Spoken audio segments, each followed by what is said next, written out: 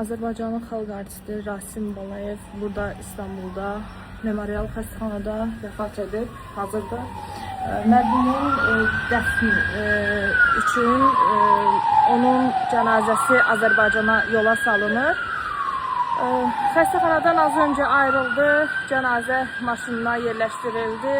Daha sonra burada məscidə aparılacaq. Axşam saatlarında, çox güman ki, gecə saatlarında artıq Rasim Balayevin cənazəsi Bakıda olacaq. İstanbulda Göztepe rayonundakı Memorial xəstəxanasında vəfat etdi Rasim Balayev.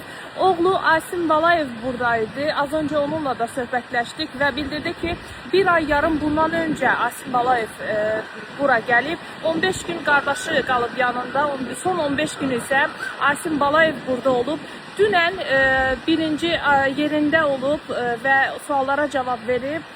Daha sonra isə axşam saatlarından etibarən vəziyyəti ağırlaşıb xalq artistinin. Daha sonra isə entübə edilib, süni nəfəs aparatına bağlanıb və ondan sonra da təəssüf ki, mərhum sənətkar 78 yaşında burada İstanbulda Memorial xəstəxanada vəfat edib və qeyd eləyək ki, Rasim Balayevin ağciyər xərçəngi xəstəliyindən əziyyət çəkdiyini bilirdik və ölüm səbəbi də ağciyər xəstəliyi, ağciyər xərçəngi olub. Son dövrlərdə artıq kimyoterapiya ala bilməyib və son artıq ona edilən müalicələrə artıq onun bədəni cavab verməyib və dünən vəziyyəti ağırlaşıb. Beləliklə xalq artisti Rasim Balayev vəfat etdi.